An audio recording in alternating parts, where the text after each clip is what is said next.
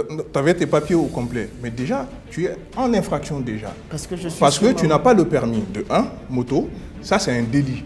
Ce n'est même pas une infraction. Il n'y a pas de permis. Non, il faut qu'on se comprenne. Non, il faut qu'on se comprenne. Non, c'est ce que je disais tout à l'heure.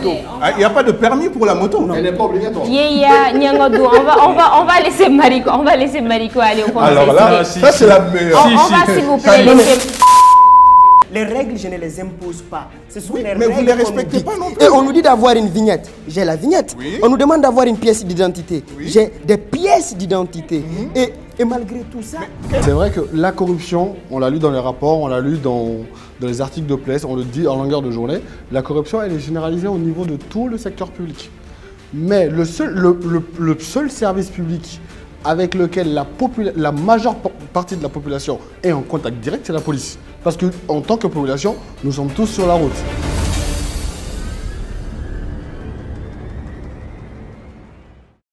Les relations entre la population et les institutions maliennes sont généralement gangrénées par un manque de confiance, un non-respect de ces institutions et surtout une corruption aggravée.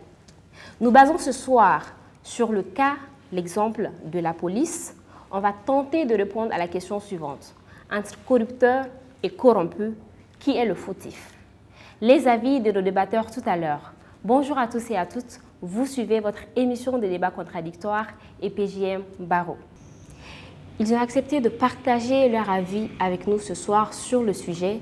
Il s'agit de M. Hassan Mamadou Mariko, diplômé en marketing et ingénierie d'affaires, présentement responsable communication des centres de recherche et de lutte contre la drépanocytose. Bonsoir, M. Mariko. À ses côtés, nous avons M. Simon Keita. M. Simon est commissaire de police en service à la Direction générale de la police et il est également secrétaire général du syndicat de la police. Bonsoir, M. Keita. Bonsoir. Alors, du côté adverse, nous avons M. Amadoun Nyangado, jeune professionnel malien dans le domaine de marketing et de la communication. M. Nyangado a plusieurs expériences dans divers domaines et c'est fort de ces expériences d'ailleurs qu'il a lancé avec des partenaires la structure Stratégia, qui se veut le premier cabinet de conseil en communication politique et relations publiques. Aux côtés de M. Nyangado, nous avons M. Yeya Boré, chroniqueur dans le Mali Talk Show sur TM1 et blogueur. Étudiant à la faculté des sciences techniques et de gestion, il est amoureux de la lecture et de l'écriture. Membre de plusieurs associations de jeunes, il a été champion national d'art oratoire de la Jeune Chambre internationale Mali en 2019 et est allé représenter le Mali en île Maurice. Yeya est prêt à s'investir sur 3 combats. La défense des droits humains, la valorisation de la diversité et enfin la liberté de presse. Bonsoir Yeya. Merci beaucoup d'avoir accepté notre invitation. Alors, on va parler de la corruption au niveau des institutions maliennes et en général, mais particulièrement au niveau de la police, comme je le disais tout à l'heure. Et avant tout ça, j'ai vraiment envie de vous demander de prendre vos avis sur la corruption elle-même en tant que telle. Qu'est-ce que vous en pensez? Qu'est-ce que c'est que la corruption même en gros? On va commencer par vous. D'accord, ok. Merci bien. Moi, ce que je comprends de la corruption, bon, c'est une personne A qui essaie de donner de l'argent à une personne B pour éviter des sanctions ou pour éviter des tracas. Donc, dans ce cas, moi, bon, mon avis concernant la corruption, surtout au Mali, je dirais plus que c'est un manque de responsabilité des personnes qui essaient de faire de la corruption.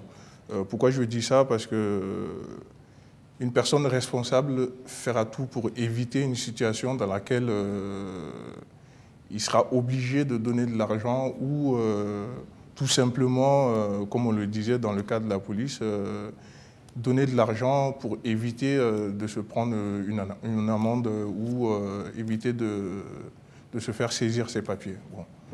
D'accord. Voilà. Merci beaucoup pour la réponse. Et M. Simon, votre avis sur la corruption? Ok, merci. Moi, je dirais que la corruption est une infraction pénale prévue et sanctionnée par le Code pénal de son article 120 et suivant. Donc, comme l'a dit M. Marco, c'est tout acte tendant à remettre un présent à quelqu'un ou à promettre quelque chose à quelqu'un pour l'empêcher de faire ou l'amener à faire quelque chose pour soi. Donc, dans la corruption, il y a deux personnes dans cette infraction. Il y a celui qui prend et celui qui donne. Donc, le corrupteur et le corrompu. Donc, c'est les deux qui sont concernés dans cette infraction. Donc, voilà de façon générale ce que je peux dire de la corruption. À la corruption. D'accord, merci beaucoup. Alors, il n'est caché de personne la corruption existante aujourd'hui en circulation routière entre usagers et policiers. Pensez-vous que la police est fautive de ces actes-là? Yaya? Merci bien Zeyna pour la présentation et pour cette belle question. Alors moi je voudrais tout d'abord revenir sur la première question sur laquelle a parlé nos amis. D'accord, oui, vas-y. D'abord c'est quoi la corruption? Pour moi la corruption c'est quand on accepte de se faire acheter en contrepartie de certaines facilités dans le cadre de l'exercice de son travail. Mais ce n'est pas que ça, il y a aussi un retour. Le retour se veut quand vous aussi vous prenez de votre argent et que vous donnez votre argent en contrepartie aussi de ces services-là que la personne vous offre dans le cadre de son travail. Nous allons peut-être répéter ce qu'a eu à dire l'économiste malien Modibo Makalou quand il dit le terme n'est que générique. Quand on parle de corruption, il y a plusieurs formes. Et parmi ces formes, nous pouvons parler de dessous de table, de détournement, de fonds publics et de dissimulation. Mais le cadre de notre débat aujourd'hui, il est question de savoir qui est fautif entre le policier et entre le citoyen lambda, lambda et oui, tout en autre. circulation. Et puisque nous prenons la police comme illustration, il est important pour moi qu'on s'y attarde un peu.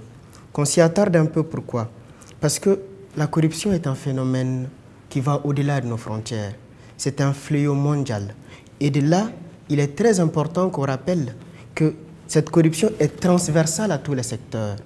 On ne peut pas parler que de police. On peut parler de police, mais pas que de police. Et la question qu'on se doit de se poser est, dans une nation où tout est pourri, où pratiquement tous les secteurs sont corrompus, allons-nous demander à la police, elle seule, d'être parfaite? Non.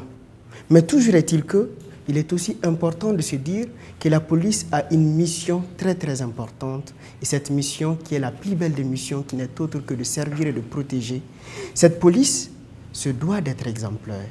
Et si cette police qui se doit d'être exemplaire ne l'est pas, il y a anguille sous roche. Donc, nous allons prendre comme si c'est un manguier. Et sur ce manguier, il y a des mangues pourries et d'autres non. Alors, il se passe que on se doit aussi de se demander ici à ce niveau, s'il y a des mangues pourries, pourquoi celles qui ne sont pas pourries ne font pas en sorte que les choses aillent bien?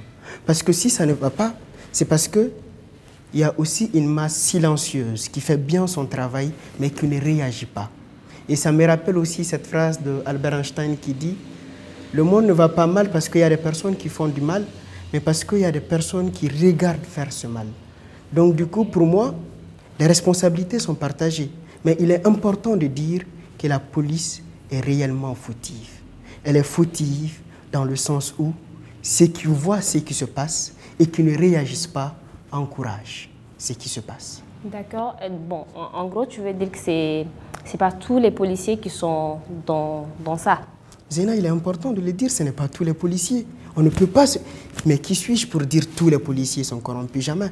Quand on fait des statistiques et qu'on dit que le Mali est à ce niveau, au niveau de corruption, ça ne veut pas dire que tous les Maliens sont corrompus. Ça veut dire qu'au Mali, il y a de ces secteurs, il y a de ces personnes qui sont corrompues, mais il est important que cette responsabilité, on le prenne, qu'on se dit, c'est collectif. Quand on dit le Mali, je ne vais pas me dire, moi j'en fais partie et que Dou n'en fait pas partie. Non, Dou se sent concerné, même s'il n'a pas été dans cet acte, parce que le Mali, c'est nous tous. De la même manière, quand on dit la police est corrompue, on sait d'emblée qu'il y a des personnes corrompues et d'autres non. Mais toujours est-il que, quand on dit la police, d'autres ne vont pas se dissocier d'autres, parce que la responsabilité se doit d'être partagée.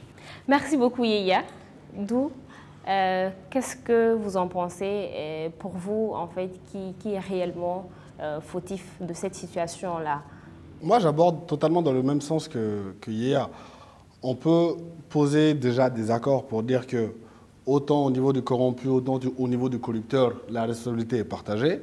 En ce qui concerne la question de la police, de la corruption au sein de la police, on peut aussi poser un accord pour dire que ce ne sont pas tous les policiers qui sont concernés par cela, ce ne sont pas tous les usagers aussi qui sont concernés par cela. Mais en partant de ce postulat-là, partant de ces accords-là, il faut aussi avoir la lucidité de se dire que la majeure partie du problème incombe à ceux qui sont censés faire régner l'ordre. Pourquoi? Parce que la corruption, c'est quoi? On a donné les définitions juridiques, c'est bien beau. C'est d'abord un frein au développement et au bien-être social. Comment? Par cette volonté de contourner les règles. Donc, si les personnes qui sont censées faire respecter les règles acceptent le contournement, c'est là qu'il y a un problème. Merci beaucoup, Dou. Alors, vous avez écouté tout ce qu'ils viennent de dire par rapport à cela. Et en gros, ils pensent que ce sont les policiers qui sont fautifs. Même si Yaya, ils pensent, et tous les deux, hein, vous pensez que ce ne sont pas tous les policiers qui sont fautifs ou en tout cas qui sont corrompus. C'est bon? Monsieur Simon, vous êtes policier. Est-ce que vous trouviez normal pour un policier de prendre de l'argent avec un usager sans lui remettre un reçu? Okay. Parce que c'est de cette corruption-là dont on parle, en fait. Ok, merci bien. Je rejoins un peu Yaya dans son débat. Heureusement qu'il a dit que la corruption est générale. Bien que nous sommes aujourd'hui sur le cas de la police de façon spéciale. Donc, vous savez un peu, vouloir dire que la police et les citoyens qui est fautif, bon, d'abord, c'est pour pouvoir dire d'abord que le policier d'abord est corrompu. Parce que pour pouvoir situer la responsabilité entre le corrupteur et le corrompu, il faut qu'il y ait corruption d'abord. Donc là, c'est un débat noble. Vous savez, chaque fois qu'on me parle de la corruption ou de la corruption de la police, ou très généralement même au Mali, quand on parle de la corruption, tout de suite, c'est le nom de la police qui apparaît. Donc, entre le policier et celui qui donne l'argent au policier, moi, je trouve que c'est celui qui donne plutôt qui est fautif. Le rôle de la police, c'est la sécurisation des personnes et leurs biens. Donc, et ça, c'est de façon générale. Mais au sein de la police, il y a des spécificités. Donc, telles que la compagnie de circulation routière, qui a pour mission de rendre fluide la circulation et de réprimer les infractions au code de la route. Donc, maintenant, leur mission, c'est ça. Et à chaque fois qu'ils voient quelqu'un commettre une infraction, ils ont l'obligation, parce que le statut même de la police leur fait obligation à tout fonctionnaire de police d'intervenir à tout moment pour toute infraction apparente. Donc, c'est dans ce cadre qu'ils agissent. Maintenant, donc quand il prend un citoyen qui est en infraction, entre le policier et le citoyen, qu'est-ce qu'il propose? Ou qu'est-ce qu'il demande? Est-ce que c'est le policier qui demande? Est-ce que c'est le citoyen qui propose? Moi, je pense que la plupart des cas, c'est le citoyen qui propose. Et mais très souvent, le policier, il prend. Très souvent, le policier tombe dans la tentation. Il ne refuse pas. Il tombe dans la tentation, oui. Il y a la tentation, il est tenté, il tombe dans la tentation. Mais très généralement, quand le policier il intervient, il dit, bon monsieur, vous êtes dans telle infraction, alors je vous amène au groupement mobile de sécurité. Voyant tout le trajet qu'il va parcourir, soit à pied ou en tout cas toutes ces tracasseries qu'il va faire pour pouvoir rentrer en possession de son engin, c'est le citoyen qui le propose. Et si le policier est tenté, c'est normal qu'il prenne... Oui, je ne suis pas en train de donner raison à celui qui prend, parce que celui qui donne et celui qui prend, ils sont tous fautifs autant. Mais je dis, pour la plupart des cas, c'est les citoyens. Merci beaucoup, Monsieur Simon. Merci. Oui, je vais vous donner la parole maintenant. Allez-y. Merci beaucoup. Je pense qu'il serait très bien de revenir sur ce qui a été dit par le commissaire. C'est vrai, le policier est un homme en uniforme, mais il faut rappeler que, et je vais peut-être te dire que le policier, avant qu'il ne soit un homme en uniforme, c'est un homme comme tu l'as dit. Et il est le fruit d'une éducation, il est le fruit d'un environnement, il est le fruit d'une expérience, il est le fruit de beaucoup de situations vécues. Mais le jour où il prend la décision morale de dire « je vais protéger mon pays, je vais aider les gens », et quelque part peut-être que c'est là qu'on doit indexer la police et leur dire « il faudrait qu'il y ait un changement, il faudrait qu'ils revoient la manière dont ils prennent ces personnes, il faudrait qu'il y ait une certaine instruction qui leur dise « vous n'êtes plus n'importe qui ». Et vous n'êtes plus n'importe qui dans le sens où c'est important que ces gens-là incarnent la morale tout et tout. Imaginez, c'est lui censé me protéger et c'est lui qui me fait du mal. Oui, mais dans le cas où, comme je l'ai dit tout à l'heure en te donnant la parole, dans le cas où c'est vous qui proposiez, comme il a dit, parce que il faudrait faire la part des choses et là, on est en train de chercher un fautif. Oui, et il est vrai que si le policier accepte, c'est parce que quelqu'un le propose. On nous propose. Je suis entièrement d'accord. Si le policier accepte, c'est parce que quelqu'un propose. Mais avant d'aller plus loin, je vais revenir sur la question de pourquoi c'est la police qui est visée. C'est vrai que la corruption, on l'a lu dans les rapports, on l'a lu dans les articles de presse, on le dit en longueur de journée, la corruption, elle est généralisée au niveau de tout le secteur public. Mais le seul service public avec lequel la majeure partie de la population est en contact direct, c'est la police. Parce qu'en tant que population, nous sommes tous sur la route. Et donc, raison pour laquelle, quand on va parler de corruption dans le service public, la première institution, le premier service public qu'on verra, c'est la police. Ce n'est pas pour faire un jugement, mais ce sont les faits. On est plus en contact avec un policier qu'avec un ministre. On peut faire 5 ans sans rencontrer un ministre, mais alors que le policier, on le rencontre chaque jour. Oui, en fait, juste pour vous appuyer, c'est la corruption, en tout cas, la plus courante. C'est la plus courante. Oui. Ça se fait au quotidien. Maintenant, en ce qui concerne la place du corrupteur, ils l'ont dit, c'est vrai, si le policier accepte, c'est parce qu'il y a un citoyen qui donne. Mais pourquoi les citoyens donnent? C'est ça la question. Pourquoi le citoyen donne? Parce que la police, d'un certain côté, c'est départi d'une de ses fonctions régaliennes. La fonction de pédagogie. Vous ne pouvez pas me prendre pour une infraction que j'ignore. Et c'est vrai que nul n'est censé ignorer la loi, mais aujourd'hui, au Mali, dans notre pays, il y a des mécanismes pour qu'on ne soit pas au courant des lois. On ne soit pas au courant des lois.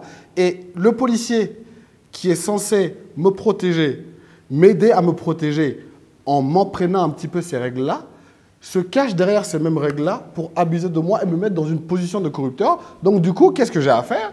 C'est de glisser ce petit billet de 1000 francs pour pouvoir être plus tranquille. Et pour appuyer ce que Dou vient de dire, il est important de dire que les gens proposent parce que les gens ne savent pas. Reconnaissons que nous sommes des privilégiés. Nous sommes dans une population nous sommes dans un pays où nous avons une population de 70%. 70% n'ayant pas accès à toutes ces lois, à tout ce que vous pouvez faire. Nous pouvons lire parce que ces gens n'ont pas la capacité de pouvoir lire et que des moyens n'ont pas été mis en place pour démocratiser ces lois et ces règles-là. Et la police, qu'on le veuille ou pas, dans la tête, dans la façon de comprendre des gens, la police représente la force, incarne la force. Et cette force-là, derrière la police, derrière l'uniforme, automatiquement on voit l'État, on voit la personne qui a la possibilité de faire une répression. Et c'est cette peur-là que nous avons qui fait que la meilleure des manières pour cette personne, il s'est dit, Il faut que je me cherche, parce que si je ne me cherche pas, j'aurai d'autres problèmes. Et c'est ce qui fait parce que les gens ont peur, parce que les gens ne savent pas, parce que la police, au lieu disait d'autres choses pour faire comprendre, non, ils usent de cette force, et cette force qui fait peur font que les gens sont prêts à débourser de l'argent uniquement pour partir. Et il a dit que ni n'est à l'abri de quelque chose, ni n'est à l'abri du besoin. Mais c'est comme quand il dit ni n'est à l'abri du besoin, c'est comme s'il dit le policier n'est pas à l'abri du besoin, fait qu'il prend les 1000 francs. Et on se doit de dire à ces policiers aussi que ni n'est à l'abri de la prison. Parce qu'au niveau de la maison centrale d'arrêt, quand vous rentrez, la première chose que vous voyez, c'est ça. Et peut-être qu'il est important qu'on mette ça aussi pour leur dire. Je ne suis pas en train de juger, je ne suis pas en train de les frapper, d'indexer. Mais je me dis qu'à un moment donné, c'est censé nous protéger, doivent nous protéger. Ils doivent nous aider à nous protéger. Là, j'aimerais juste rebondir sur ce qu'eux disaient tout à l'heure par rapport aux infractions et tout. Moi, ce que j'aimerais et que je dis depuis le début, le citoyen est irresponsable. Pourquoi je dis ça? Parce que le citoyen, en âme et conscience, prend un véhicule, que ce soit une moto ou une voiture. Il doit savoir les conditions que le pays donne pour pouvoir rouler sur la VP, voie publique, avec ce véhicule-là. Nous prenons des véhicules ou nous donnons des véhicules à nos enfants qui n'ont même pas l'âge d'avoir un permis de conduire. Déjà, de là, ça c'est de l'irresponsabilité des parents déjà, avant d'arriver à la personne qui prend la moto pour circuler. Moi, je suis policier. Tu viens en face de moi, il y a des infractions de 5 types dans la circulation malienne. Tu viens en face de moi, tu as une infraction, je t'arrête. On va mélanger le social avec tout ce qui va avec. Ça c'est de 1. De 2, la personne, sachant qu'il n'est pas en règle, la première des choses qu'il va faire, c'est de me proposer de l'argent. Vous disiez tout à l'heure que le policier doit être pédagogue. Comment vous voulez apprendre à des personnes, déjà une première fois, il a fait l'infraction, vous avez été pédagogue, vous lui avez expliqué qu'est-ce qu'il ne doit pas faire. Ou vous avez appelé ses parents, vous lui avez expliqué. Secondo, vous le rattrapez encore, il est en train de récidiver. Vous lui expliquez encore. Troisième partie, la personne va se pointer devant vous. Comment vous voulez être pédagogue avec cette personne-là? Moi, j'aimerais qu'on m'explique cette partie-là de pédagogie. Parce qu'on est pédagogue avec des personnes qui, eux-mêmes, sont responsables, savent qu'est-ce qu'ils doivent faire, qu'ils ne doivent pas faire. Les citoyens maliens, moi-même y compris dedans, on est irresponsables. C'est ce que je voulais apporter. Que ce soit policier ou... Que ce soit policier, que ce soit... Je parle du citoyen malien en général. C'est ça qui amène cette partie de corruption. Moi, si je suis en règle, un policier m'arrête dans la route, dans la circulation, il me demande les papiers, je lui donne. Il ne va pas me dire de lui donner de l'argent. Je suis désolé. Pourtant, c'est faire aussi. Hein. Voilà. Donc, maintenant, si le policier te demande cela, dis-lui que vous allez suivre la procédure. Point barre. La procédure, elle est simple dans ce niveau-là. Tes papiers sont en règle, vous allez dans la cour, au groupement mobile, vous allez là-bas, tu présentes tes papiers, tu es en règle, tu repars. Nous, on ne veut pas perdre de temps. On veut toujours gagner du temps alors qu'on est pressé pour rien du tout. Il faut que des fois, on sache prendre sur nous et qu'on discute avec le policier, qu'on se mette à la disposition du policier. Il y en a ici, le policier t'arrête, direct, ça commence à être agressif. Ce n'est pas un comportement à avoir avec la police. Il faut respecter la police aussi. Parce que comme vous l'avez dit, un policier, on lui a attribué une fonction. C'est une autorité. Il représente l'État. C'est lui qui est l'image de l'État. Quand ce policier te siffle, l'infraction la plus mineure dans la circulation routière au Mali ici, c'est de tourner sans clignotant. Vous connaissez beaucoup de Maliens ici qui tournent avec des clignotants? Quand un policier t'arrête, ouais, à Binanka, je ne sais pas pourquoi il m'a arrêté. Si toi-même, tu ne sais pas comment tu dois te comporter dans la circulation, quand un policier t'arrête, comment tu peux savoir si le policier t'a arrêté dans tes droits ou pas dans tes droits? Moi, c'est la question que je vous pose, que j'aimerais que les citoyens me répondent. Justement, oui. Justement, vous avez parlé des différents types d'infractions. Et à ma connaissance, pour chaque infraction, il y a une somme exact. Il y a une amende à payer. Une amende à payer, ça diffère des infractions. Oui, bien évidemment. Mais dans ce cas, un policier doit avoir un reçu ou en tout cas un justificatif s'il prend de l'argent avec un usager dans ce genre de cas. D'accord. Est-ce que c'est le cas aujourd'hui? Déjà, le policier n'est même pas autorisé à vous prendre de l'argent dans la circulation. Je parle sous le contrôle du commissaire.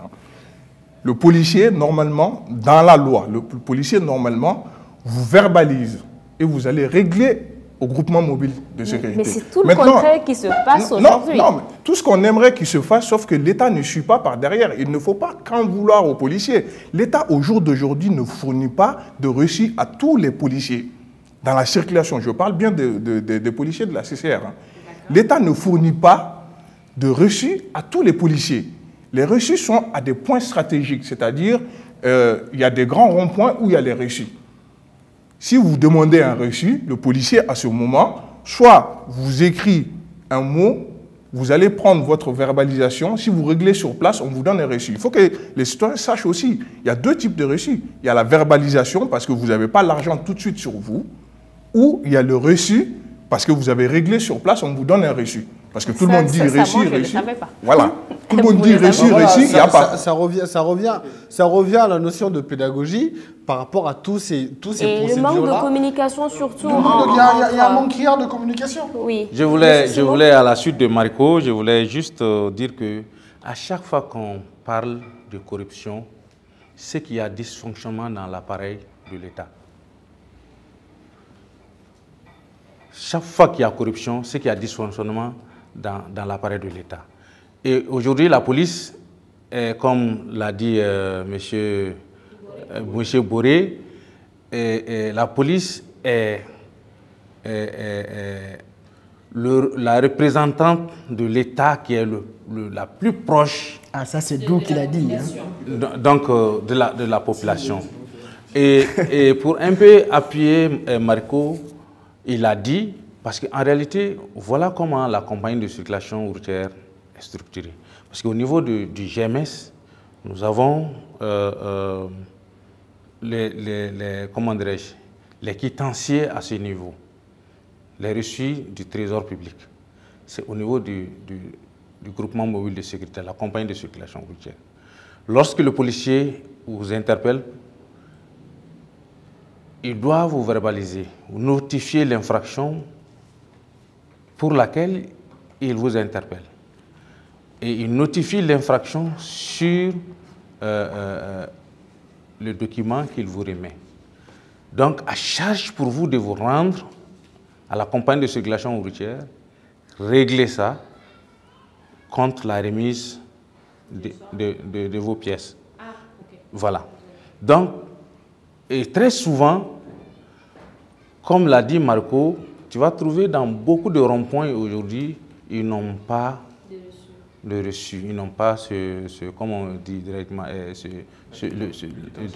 voilà, des quitanciers sur lesquels ils doivent mentionner et envoyer. Et généralement, ils disent, bon, on te conduit à la fourrière. On te conduit à la fourrière, peut-être quelqu'un qui est interpellé à Niamana, qu'on doit amener au groupement mobile de sécurité et qui doit régler son compte et ensuite reprendre son chemin, il voit que c'est une perte. Donc il dit, est-ce qu'il n'y a pas une solution de régler ça? Et c'est la corruption. Voilà, c'est la corruption. C'est là où commence la corruption. C'est là où commence la corruption.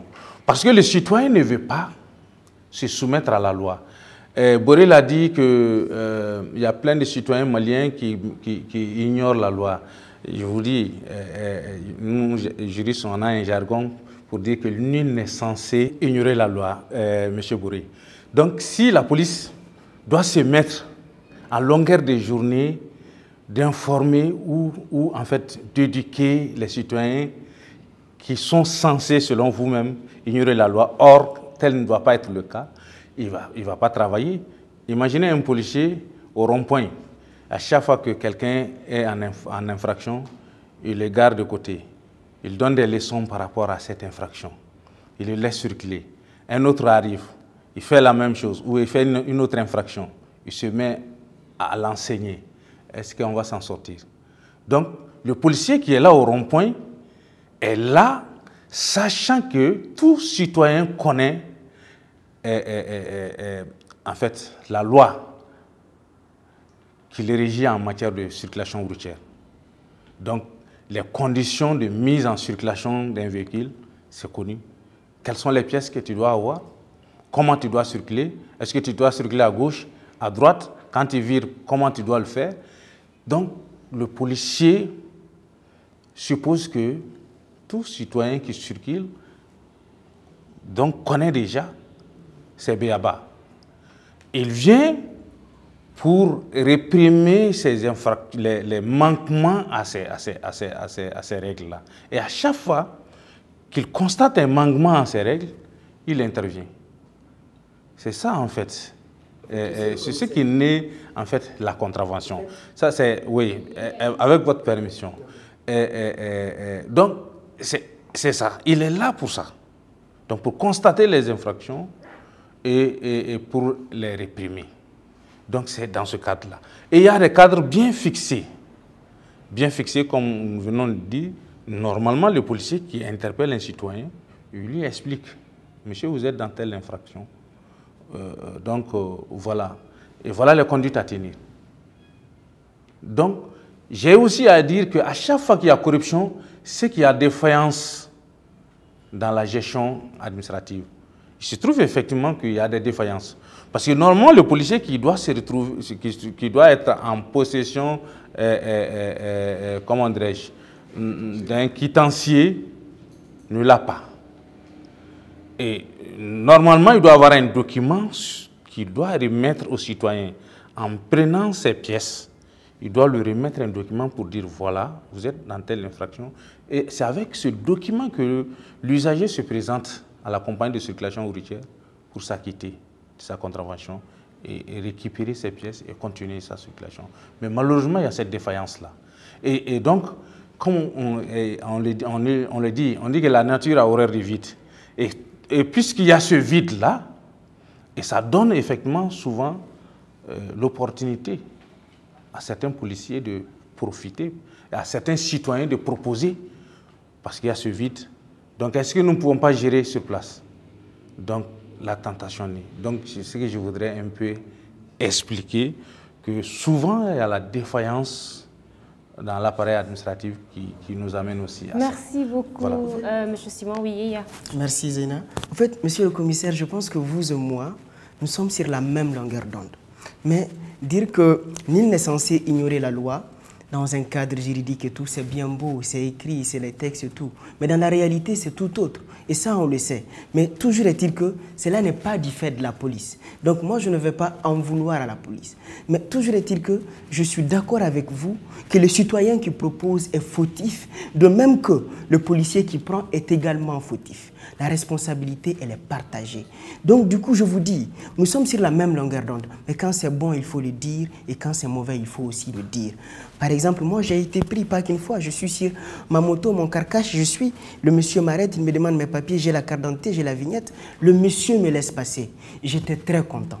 J'étais ravi parce que ce jour-là, c'était... Il ne devrait même pas. Ça relevait de l'extraordinaire pour moi. Parce que je n'avais pas commis d'infraction. Tardivement, je n'avais pas commis d'infraction. Tardivement, je descends de l'école à 21h. Tardivement, je pars avant que je n'arrive. Il se fait tard. On contrôle la route avant que je ne parte. C'est jusqu'à Kabbalah. Et le contrôle a été fait. On m'a laissé passer. Et là, c'est bon. Parce que je n'ai rien fait, pas d'infraction et tout. Mais toujours est-il que vous allez tomber sur d'autres personnes. Vous avez tous vos papiers, vous avez tout ce qu'il vous faut, et il se passe quoi? Il se passe qu'on ne vous dit pas qu'il n'y a pas de ticket. Hein. On vous dit, aïe nanaï. Nanaï. Et nanaï, c'est quoi? Genre, on te fait comprendre clairement que c'est ça au fait. Et c'est quand ce n'est pas bon. Et ça, ce n'est pas bon. Et quand ce n'est pas bon, il faut qu'on ait le courage de dire à ceux qui le font mal la chose que sincèrement, ce n'est pas bon. Mais en plus de cela, en plus du fait que... il y a certains policiers, il faut aussi se le dire, se créent leurs propres règles, au-delà des règles qui est créée. Je prends un exemple tout simplement en ce qui me concerne. Une fois, je me suis retrouvé verbalisé. Pourquoi? Parce que j'ai présenté une carte d'étudiant. Ma carte d'étudiant qui m'identifie en tant qu'étudiant avec mon nom et toutes les informations aberrantes, on me dit que non, après minuit, cette carte n'est plus valable. Oui, ce qui est faux. Heureusement que je connaissais mes droits et que je l'ai laissé faire en ne me soumettant pas à son exercice. Il a vu plus tard une heure, ça a pris 1 heure de temps, j'ai quand même perdu 1 heure de ma vie, ça a pris 1 heure Mais il s'est rendu compte qu'il n'aura rien avec ce jeune homme-là, il m'a laissé partir. Mais combien de gens qui ne sont pas dans ma situation vont croire à cela? Pourquoi? Parce qu'ils portent une uniforme qui lui donne figure d'autorité. Donc tout ce que l'autorité dit est vrai. Tout ce que l'autorité dit est vrai. Et ils se permettent, avec cette autorité-là, de créer leurs propres règles, tout simplement. Quand je parle de pédagogie, ce n'est pas de la pédagogie réprimande, c'est de la pédagogie préventive. Là aussi, je prends un exemple positif. Une fois, j'ai été verbalisé, j'ai été contrôlé à l'entrée du pont par un policier. J'avais tous mes papiers et on était à 1 mois de l'échéance de la vignette, de renouvellement de la vignette. Il m'a dit, monsieur, votre vignette, elle est périmée, mais je vous rappelle quand même que vous avez 1 mois pour le faire. Donc, allez-y à un centre d'impôt rapidement parce qu'à la fin de ce mois, nous allons commencer à vous verbaliser et à l'impôt, ça va vous coûter double tarif. Qu'est-ce qui l'empêche de dire ça? Rien. Deuxième cas, ça m'est arrivé aussi avec mon permis, dont la photo est un peu égratignée. Il m'a dit, effectivement, à la longue, la photo va totalement disparaître. Donc, pour vous éviter ce désagrément, allez-y à l'ONT et changez le permis. Je ne savais pas qu'on pouvait changer le permis à l'ONT. Je l'ai appris. C'est de la prévention, c'est de la pédagogie préventive. Ce n'est pas forcément dire qu'il va prendre quelqu'un en train de faire une infraction et au lieu de réprimer, il va faire de la pédagogie. Non, il prend quelqu'un en infraction, il le réprimande, c'est son rôle. Mais avant d'arriver à l'infraction, si on peut faire une pédagogie en amont dans le cadre de la prévention, ça règle pas mal de problèmes. Et pour ajouter, le fait de donner... juste rebondir par rapport à ce que tu disais tout à l'heure. J'aimerais juste rebondir par rapport à ce qu'il disait tout à l'heure comme exemple qu'il a donné. En disant qu'il était sur sa moto, il avait, si je n'abuse... J'avais mes papiers au complet. Tu avais tes papiers au complet. Mais déjà, tu es en infraction déjà. Parce que tu n'as pas le permis de 1, moto. Ça, c'est un délit. Ce n'est même pas une infraction. Il n'y a pas de permis pour la moto. Il faut qu'on se comprenne. Non, il faut qu'on se comprenne. Non, il n'y a pas de permis pour la moto. Il n'y a pas de permis pour la moto. Elle n'est pas obligatoire. Nyangodou, on va laisser Mariko aller au conseil. Alors là, ça c'est la meilleure. On va s'il vous plaît laisser... Je ne vais pas te dire que parce qu'il n'y a pas de permis ou tout autre. Mais ce qu'on nous demande d'avoir quand nous sommes sur notre moto, c'est avoir la vignette, c'est avoir la pièce d'identité. C'est parce que la police est complaisant avec vous qui vous demande juste la vignette. Donc c'est de ma faute cette complaisance de la police? Je ne pense pas. Non, je ne pense pas. Donc le temps, je ne suis pas en train de il peut y avoir permis. Donc le temps ne vient pas de moi. Les règles, je ne les impose pas. Ce sont les règles qu'on nous dit. Et on nous dit d'avoir une vignette. J'ai la vignette. Oui. On nous demande d'avoir une pièce d'identité. Oui. J'ai des pièces d'identité. Et malgré tout ça... Quelles sont les conditions que vous voulez sur une moto dans la circulation manuelle? Et malgré tout quelles ça... sont ces conditions-là? Mon ami, non, les conditions, non, sincèrement, je ne les connais pas. Je vous le dis. Je ne vais pas. Je suis en train de vous le dire. Je suis en train de vous le dire, ces conditions. Il faut avoir le permis de conduire moto, permis de conduire moto, une assurance sur sa moto, avoir une plaque d'immatriculation minéralogique derrière sa moto, avoir une assurance sur sa moto. À ce moment, le conducteur lui-même doit porter un casque pour se protéger. S'il a un passager derrière, doit avoir le casque. Tu connais combien de Maliens qui circulent en moto? Et la police, non, sincèrement, la police doit recruter des gens comme toi pour nous apprendre tout ceci. Et le jour où on les saura, sincèrement... Moi, j'ai une question. Exactement. J'ai une question, M. Mariko. Vous avez parlé de complaisance. Cette complaisance, elle impute à qui? Elle impute...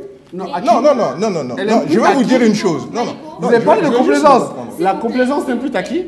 Vous savez, ce que vous dites, c'est très beau dans les paroles, c'est très beau dans les écrits, mais on est dans la réalité, dans ce débat-là, et la réalité est tout autre. Vous savez, aujourd'hui, en tant que citoyen, quand un policier me verbalise et que je juge, comme vous l'avez dit, je juge n'avoir commis aucune infraction, je n'ai juridiquement aucun moyen de le contredire. Aucun moyen. Tout simplement pourquoi je vais refuser de lui payer de l'argent pour me référer à la GMS. Si par exemple il m'a dit oui, vous avez fait un virage sans clignotant.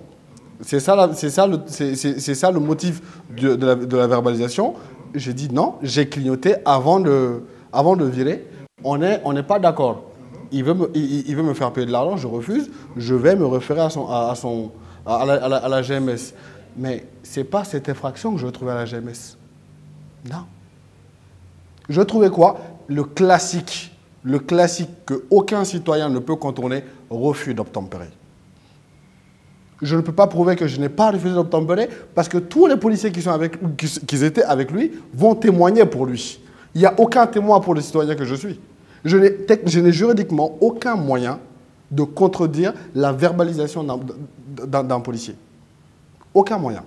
Ça, c'est un. De deux, il me verbalise. D'accord? Il me fait un document. J'ai dit, je ne vais pas te payer ici. Tu gardes mon papier. Je vais aller payer l'amende et je reviens avec le quitancier récupérer mes dossiers. Et ma carte grise. Je viens, dans 90% des cas, ma carte grise, elle est introuvable.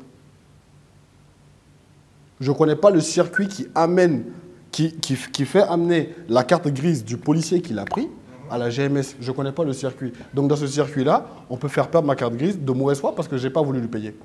Et je n'ai rien pour me protéger de ça. Donc, en fait, quand les gens proposent de l'argent, ce n'est pas par gain de temps. Ce n'est pas par volonté de vouloir contourner les règles. C'est juste parce qu'on n'a pas envie de subir toutes ces tracasseries-là. Mais il faut aussi dire que quand on parle d'exception, ici dans mon cas, c'est comme si l'exception, c'est quand ça sort de la norme, quand ça sort de la règle. C'est comme si au Mali, vous me dites que mon cas, ou bien le cas de ces autres-là, est devenu, c'est ce qui est devenu une exception. Donc l'exception est devenue la norme. C'est qu'il ne faut pas accepter. Donc du coup, moi je ne vous dis pas ce que vous dites, non. Mais ce que je vous dis, ça ne doit pas être le cas. Et si ça est le cas, ce n'est pas de la faute du citoyen, c'est de la faute. Non, nullement. En aucun cas. Ça ne peut pas être la faute du citoyen. Ce n'est pas de la faute du citoyen. C'est de la faute de cette personne qui accepte que cela se passe. Et reconnaissons que si on donne aux policiers, au fait, moi je suis contre le citoyen qui donne aux policiers et je suis contre le policier qui prend. Mais le policier qui accepte, à un moment donné, il va vraiment falloir qu'il accepte de ne pas prendre.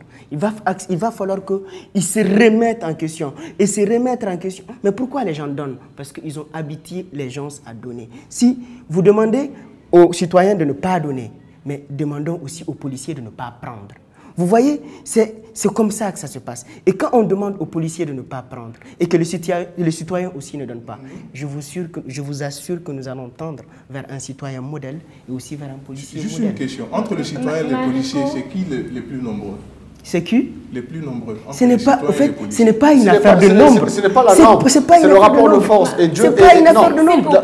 C'est le rapport de force. Et le rapport de force fait que la population est désavantagée par rapport aux policiers parce que le policier est dépositaire de l'ordre. Cette même population a cherché un président démocratiquement élu ici. Rapport de force. Non, non, je suis en train de donner un exemple pour juste situer les choses. On va rester dans le débat. En fait, l'exemple ne va pas dans le contexte. L'exemple ne va pas dans le contexte. Il faut quand même reconnaître que le contexte n'est pas le même ici. Donc cet exemple ne sied vraiment pas à ce que nous sommes en train de dire. Donc moi je voudrais intervenir parce que M. Nyangadou a parlé de la disparition des cartes grises. Moi je ne serais pas d'accord avec lui parce que chaque policier qui est désigné, sa position est connue. Il ne vient pas de lui-même s'arrêter au rond-point. Il est désigné et une liste est là. Et aujourd'hui, tu demandes au directeur de la sécurité publique, tu demandes au commandant de la circulation routière tout de suite quel est le policier qui est à tel rond-point, il te dira le nom. Donc, le policier qui prend ta carte grise a même intérêt à ce que ta carte grise ne disparaisse pas parce que sa responsabilité d'office engagée. Donc, moi, je ne serais pas tout à fait d'accord avec ça. Si tu ne retrouves pas ta carte grise, en indiquant là où ta carte grise a été retirée et le jour, l'heure, on pourra retrouver le policier qui était là. Oui, mais justement, si je donne cette information-là et que ce policier en question dit que ce n'est pas moi, non, il ne peut pas le dire. Si, il ne peut pas le dire parce que, comme je l'ai dit, ça se fait. Il y a un registre qui est là, un registre de désignation. Chaque policier qui est désigné... Oui, il y a la preuve que lui, il était là-bas, mais il n'y a pas la preuve que vous y étiez là-bas. Non, il ne peut pas être là-bas et vous ne pouvez pas retirer votre carte grise et ne non, pas... c'est ce que je veux dire. Possible. Le policier peut prouver sa présence sur le rond-point, mais le citoyen ne peut pas prouver sa présence sur ce rond-point-là. Si le policier dit, mais ce gars, je ne l'ai jamais vu, il n'est jamais passé, donc je ne l'ai pas verbalisé, je n'ai pas pris sa carte, comment le citoyen se défend? C'est ça le cœur du problème. Non. On n'a aucun mécanisme de défense face à... Excusez-moi du terme, tous les policiers ne sont pas comme ça, mais les quelques policiers qui se rendent coupables d'abus, le citoyen n'a aucun moyen de se protéger lui-même de ces abus-là. Et c'est ça qui est dommage. Et c'est ce qui fait encore plus peur. Tellement. Non, bon, moi je ne serais pas d'avis parce que très généralement, pour tout litige qu'on amène au niveau du commandement, on a toujours trouvé la solution. On a trouvé la solution. En tout cas, si la carte grise n'est pas retrouvée, les responsabilités sont situées. Et si les responsabilités sont situées, je pense que les conséquences aussi sont là. Donc, je ne vais pas rentrer dans ces détails-là. Mais est-ce que c'est respecté, ces conséquences-là à l'interne? Mais c'est très, très, très difficile que le policier te retire ta carte grise à un point T. Je ne parle pas des policiers en patrouille. Parce que les policiers en patrouille, peut-être, ils peuvent circuler dans d'autres secteurs qui ne sont pas leur secteur juridictionnel. Donc, mais un policier de la routière, de la circulation routière est désigné selon un registre. Moi, je voudrais, pour terminer mon débat, je voudrais dire que, comme la question nous dit, entre le corrompu et le corrupteur, entre le policier qui prend et le citoyen qui donne, qui est réellement fautif. Moi, je dirais aujourd'hui qu'il y a une prédisposition au Mali à la corruption sur la circulation routière. Pourquoi je le dis? Il dit aujourd'hui, fait une proportion des motos qui sont en circulation, des véhicules qui sont en circulation, des motos qui sont une proportion de celles qui sont en règle aujourd'hui, des véhicules qui sont en règle et des motos qui sont en règle parmi aujourd'hui. Tu trouveras très peu de motos en règle, très peu de véhicules. Or, le citoyen, en achetant la voiture, il connaît les conditions de mise en circulation. En achetant une mobilette aujourd'hui, le citoyen sait qu'il doit avoir un permis de conduire. Il connaît les conditions de mise en circulation d'une mobilette. Mais combien de motos sont en règle aujourd'hui? Combien de voitures sont en règle aujourd'hui? Ça veut dire que déjà, dans la tête du citoyen, il est disposé déjà à régler, à corrompre le policier qui est là pour constater les infractions, parce que en sortant de sa maison déjà, il sait qu'il est en infraction. Et il est déjà disposé à régler cette infraction d'une manière ou d'une autre. En tout cas, pas en ayant payé, en obtenant un quitancier, mais en rangeant avec la police. Et si, je posais la question, si la police se mettait à faire rentrer toutes ces motos, tous ces véhicules en fourrière aujourd'hui, est-ce que ces mêmes citoyens ne vont pas se soulever pour dire que trop c'est trop, on en a marre? Nous pouvons faire un exemple, qu'un jour, que les policiers se mettent à rafouler toutes les motos qui ne sont pas en règle, tous les véhicules qui ne sont pas en règle, et qui les mettent en fourrière. Vous allez comprendre dans ce moment que ce n'est pas le policier qui est corrompu, mais c'est le citoyen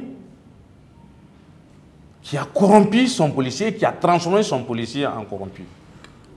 C'est ce que je voudrais... Monsieur le commissaire, oui. Au fait, l'histoire nous a appris comme ça, hein, dire à l'ex, c'est l'ex. Aussi dire que peut-être la loi reste la loi, elle doit être la même pour tous.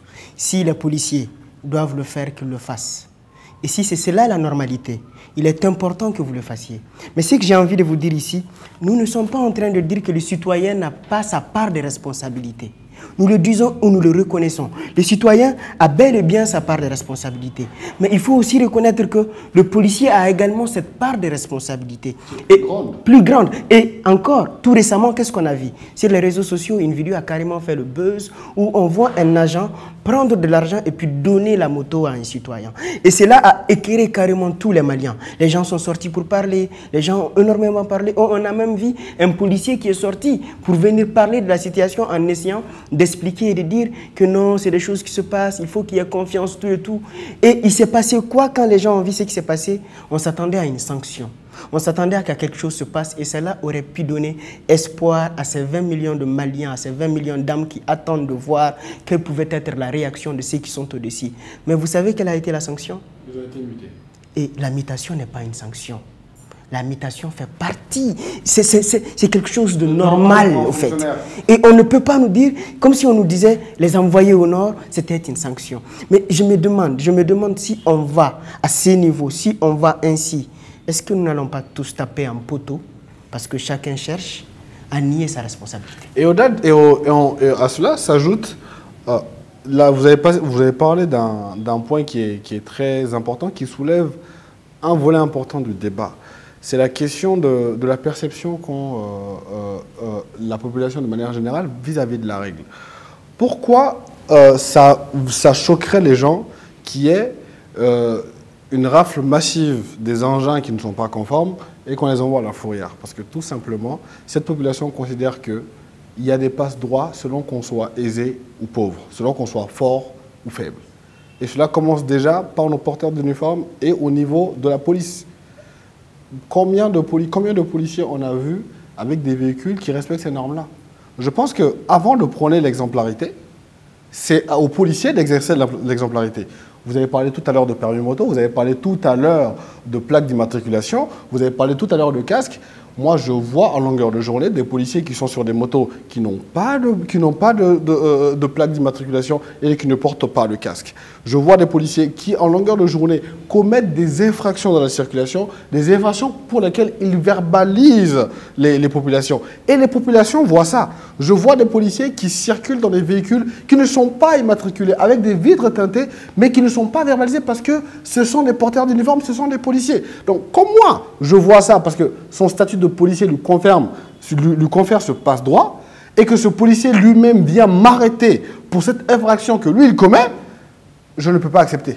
Et si le système fait des privilégiés, si le système fait des privilégiés et ne sanctionne pas, il faut qu'on fasse attention. Sur ce qu'il a dit, je ne parle pas par rapport aux plaques d'immatriculation des véhicules.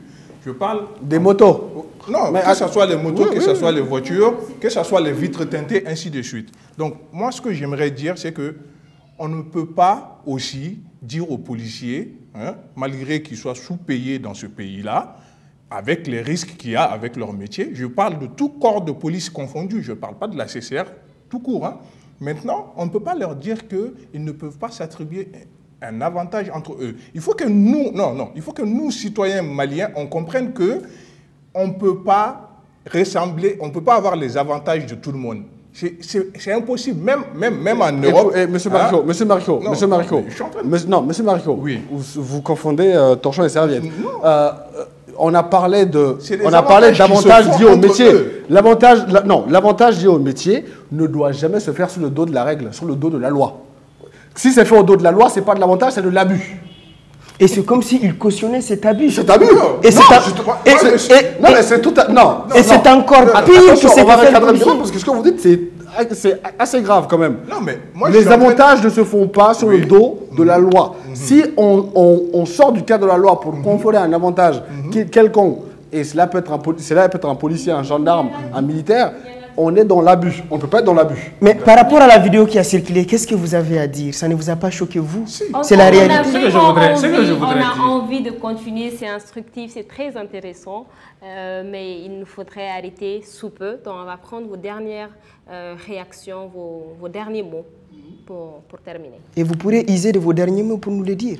C'est la corruption. Non, c'est pas de la corruption, c'est... Non, mais en fait, c'est important. Il ne serait pas bien qu'on sorte de cela sans parler de ce qui s'est passé récemment. D'accord, merci beaucoup, Yaya. Oui, vas-y. C'est moi qui commence.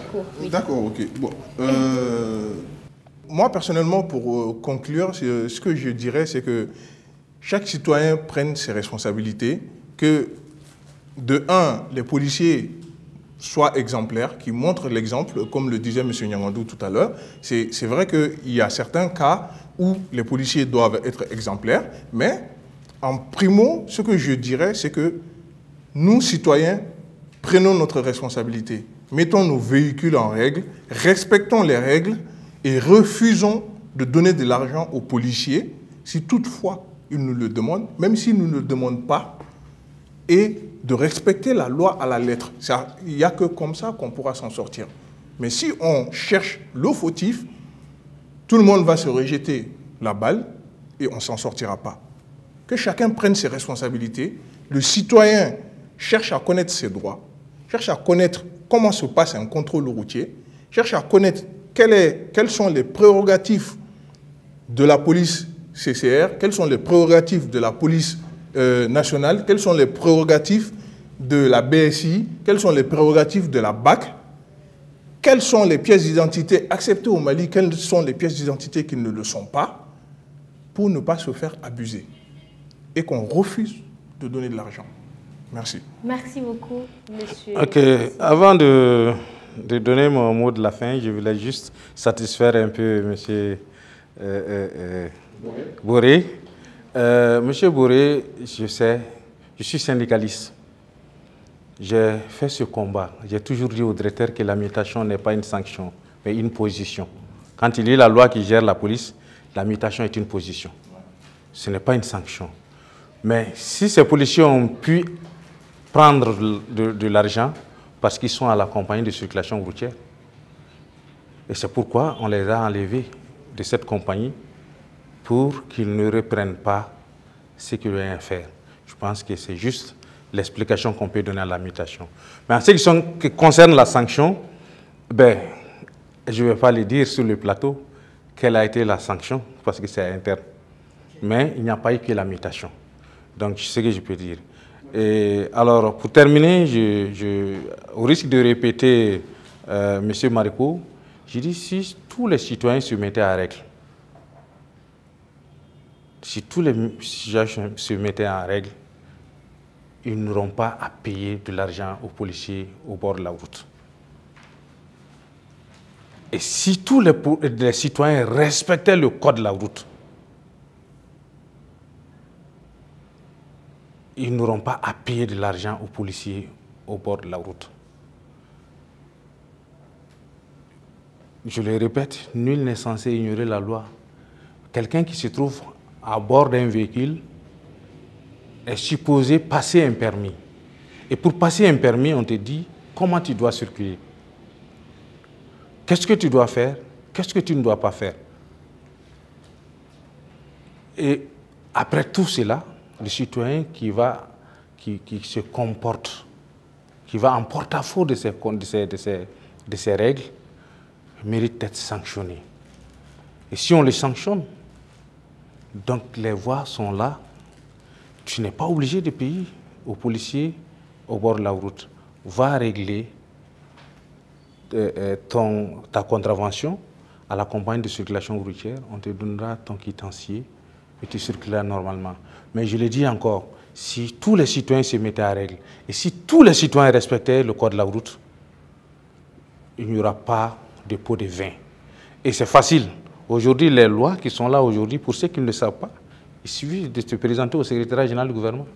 Pour toute loi que tu as besoin, si c'est du code, si c'est n'importe quelle loi, on te donne la copie. Et ce n'est pas cher. Ça commence de 500 francs à... Sinon, très généralement, c'est 500. Donc, c'est pourquoi c'est facile de connaître la loi et de marcher en fonction de ça. Donc, j'invite tous les citoyens à se mettre, à se conformer à la loi et à éviter de transformer la police en corrompue. Sinon, la police est une police citoyenne. Nous sommes une police citoyenne. Nous sommes à la disposition des citoyens et nous resterons à la disposition des citoyens pour leur sécurisation. Merci. Merci beaucoup, M. Simon. Yaya. Merci. Alors, moi, pour conclure, je vais tout d'abord revenir à ce que j'avais dit depuis au tout début. Il faut dire que la corruption, elle est transversale. Et la police ici n'a été qu'une illustration pour montrer ce qui se passe. Elle est transversale parce que c'est tous les secteurs, au fait. Et si nous devons donner des solutions ou bien proposer des solutions, on ne va pas proposer des solutions uniquement pour la police. Nous allons proposer des solutions à une autre échelle pour qu'on essaye carrément de bannir, de bouter cette corruption. Même si ce n'est pas facile, moi je me dis que c'est possible, il faut juste qu'on s'y mette tous. Donc la corruption n'est pas affaire de police, que de police. La corruption, elle est partout et chez nous, tout est pourri et ça fait mal, mais il faut le reconnaître. Donc du coup, c'est pour vous dire que ce débat qu'on vient de mener tout de suite, c'est un débat qui va au-delà de la police. Et de même qu'il y a des bons et des mauvais à la police, il y en a partout. Et il est important que je le dise avant de proposer les solutions. Moi, je vais dire qu'il faut surtout qu'il y ait une bonne gouvernance. Qu'il y ait une bonne gouvernance, qu'on sache ce qui doit être fait, ce qui doit ne pas être fait. Ce qu'on doit enseigner aux personnes, ce qu'on doit leur dire en termes de valeurs, en termes de perception, en termes d'éducation, en termes d'instruction, pour que les personnes puissent savoir que si je fais cela, c'est mauvais, si je fais cela, c'est bon, et qu'est-ce que je dois faire et qu'est-ce que je ne dois pas faire. Au-delà de cela, il faut qu'il y ait une séparation des pouvoirs. On a la séparation des pouvoirs dans les textes et tout, mais réellement, dans les choses, il faut qu'il y ait une véritable séparation des pouvoirs. Et quand la justice aura une véritable autonomie, et cela va permettre à ce qu'on puisse administrer une sanction à ces personnes qui déraillent. Et leur administrer une sanction correcte fera que les gens se les prendront, par exemple. Si je vois M. X derrière les barreaux, M. X coffré pour ci, pour cela, je ne le ferai pas. Parce que je ne me vois pas demain en prison parce que je fais telle chose que M. X a fait. Et cela est important. Alors, après, il faut donner un sens au bien public. Dire à la personne qui est là et qui prend le bien, qui use du bien public, qui le prend, qui le bafoue, qui en fait ce qu'il veut, que cela, ce n'est pas pour toi. Que le fait que tu le prennes, c'est ton enfant. Tu en prives ton enfant, tu en prives ton arrière-petit-fils. Et lui montrer cette importance fera aussi qu'on puisse aller au-delà de cette corruption. C'est pour cela que je dis, ce n'est pas que de la police que nous parlions d'un système, de quelque chose qui existe et qui fait vraiment mal.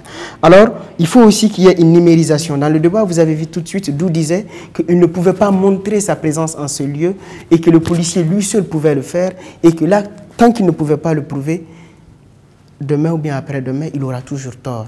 Si nous allons avec les technologies et tout ce qui se passe, si nous avons un système de numérisation, cela va carrément permettre à ce que Dou ou bien des gens comme Dou puissent dire qu'ils ont été là et aussi essayer d'éradiquer cette corruption-là.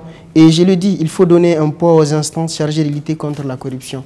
Nous avons le CLEI qui a été créé en 2014. Nous avons le bureau du vérificateur général qui fait un excellent travail. Il va falloir qu'on leur donne un véritable poids pour permettre réellement que les gens puissent avoir peur. Et je le disais, le policier, avant d'être policier, si nous le prenons, est un humain. Et cet humain-là, il a été à l'école, on l'a enseigné des choses. Donc depuis l'école, depuis tout petit, il faut qu'on enseigne des valeurs éthiques et morales à cet enfant. Qu'on lui dise, tu es le citoyen de demain, et quelle qu'en soit la fonction que tu feras, tu te dois d'être exemplaire, parce que, au fait, tu incarnes quelque chose. Et ce pays, c'est ton pays, ce pays a besoin de toi. Donner un sens au mot patriotisme. Que ce ne soit pas juste qu'on se tape la poitrine, les chants fleurissent d'espérance, les cœurs vibrent de confiance, non. Qu'au-delà de ça, que dans les mots, que cela se passe aussi dans les actes. Je vous remercie. Merci, Yaya. Oui. Je pense que pour un débat contradictoire, nous avons commencé par un accord et nous terminons autour d'un accord. Et ça, c'est particulier, je tenais à le souligner. Nous étions d'accord comme quoi la responsabilité est partagée entre corrupteurs corrompus, entre policiers et usagers. Nous serons d'accord pour dire que les solutions aussi à apporter à ce problème-là doivent venir des deux côtés. D'abord, de la part des policiers, ce travail de pédagogie préventive doit être plus intéressant. Proposition toute simple, pourquoi ne pas mettre au niveau de chaque rond-point les documents officiels qui attestent des amendes, des contraventions, que ce soit disponible au vu et au su de tout le monde. Ça, c'est facilement faisable. Du côté des citoyens aussi, ceux qui le peuvent, nous qui le pouvons, effectivement, aller à la recherche de l'information, comme vous l'avez dit au secrétariat général du gouvernorat, s'imprégner de ces lois-là et essayer de les diffuser déjà à notre petite échelle. Ça aussi, c'est une grande contribution que nous pouvons faire. Et maintenant, on est dans une situation qui est présentée bipartite, mais qui est en réalité tripartite. Le rôle de l'État, c'est que l'État doit s'assumer pour donner à nos chers amis les policiers les moyens qu'il faut pour pouvoir faire correctement leur travail et vivre décemment de ce travail-là. L'État doit aussi permettre à nous, citoyens, de nous protéger au cas où les dépositaires de la force publique tenteraient d'abuser de ces forces publiques-là. Et cela se tourne autour de trois principes que j'aimerais, que moi j'aime énoncer. C'est l'exemplarité, que l'État, les représentants de l'État et de la force publique soient exemplaires dans l'exercice de leurs fonctions. Comme ça, nous les citoyens, on ne va pas les prendre en porte-à-faux. Deuxième point, le système de mérite. Il faut qu'il y ait le mérite. Un policier qui fait bien son travail doit être récompensé pour cela. Il faut aussi, troisième point, vu qu'on a parlé de mérite, il faut aussi un régime de sanctions. Quelqu'un qui est dépositaire de la force publique, qui ne fait pas son travail, doit pouvoir être reprimé, doit pouvoir être sanctionné. Donc c'est avec ces trois-là qu'on pourra régler la situation et pour le bonheur de tout un chacun. Merci beaucoup, M. Nyangadou. Merci à tous. Merci surtout pour vos différentes propositions qui, j'espère, seront très utiles pour tous ceux qui nous ont suivis. Et voilà, c'est ce qui met fin à ce débat. Merci à l'équipe technique et à très prochainement pour un nouveau numéro.